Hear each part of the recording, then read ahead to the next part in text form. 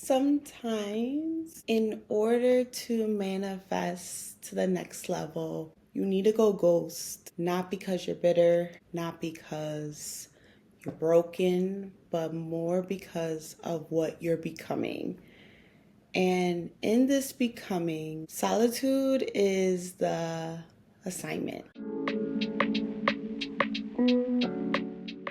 Welcome back to Let's Talk, your safe space to grow, get messy, personal evolution, and everything. I'm in a different setting today. Felt very inspired to do this episode.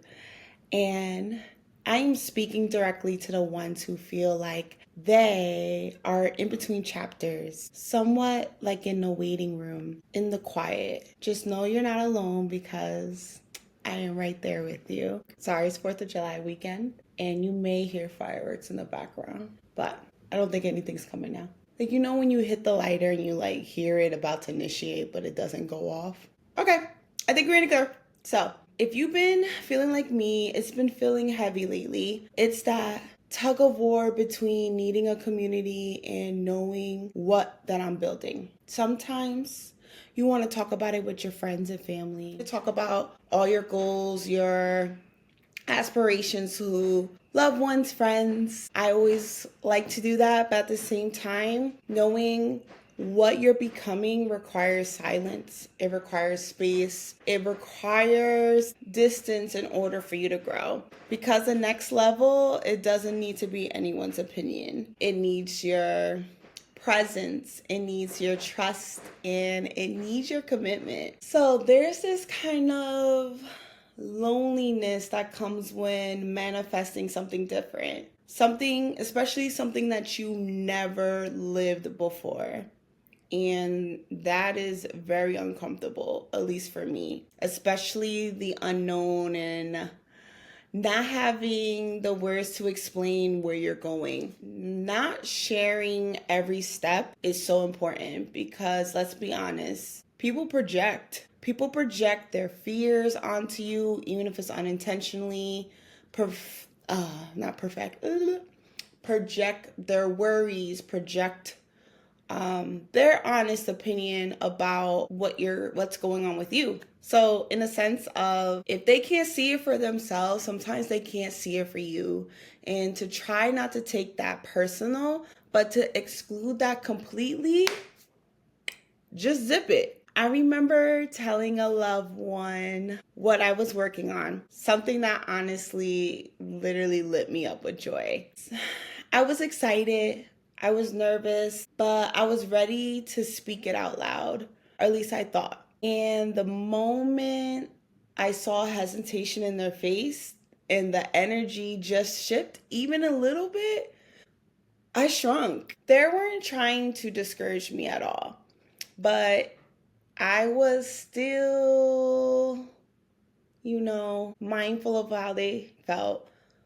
And their fear honestly became mine. And because of that, I pivoted. I pursued something totally different from what I originally wanted. Not because I didn't want to, because I started to doubt my original desire. My desire, even when I thought it was possible for me, it just instantly became impossible. And I'm not going to share with you what that thing is just yet because I've lately been feeling like it's been calling back to me. It's still mine, but in this moment, I want to keep that to myself. I don't want to have that shift because before it stretched my journey, it added unnecessary steps to get back onto track of what I wanted. While I'm grateful for the growth that I've gained thus far, I know now that I can't be so quick to invite people in the rooms of where I'm still building the foundation on. And that's why I learned to be more silent, to trust the quiet, to honor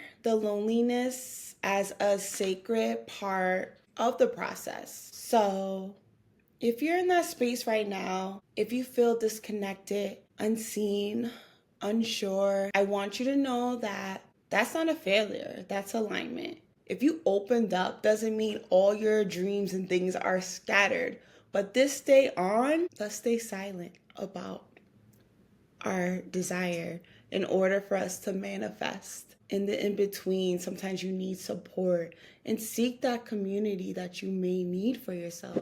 But because you're becoming someone you never been before, that's gonna require a whole new level of patience and grace and self-trust. And while you're going through that, you do not need the outside noise. So together, I'm gonna ask you to take a breath with me.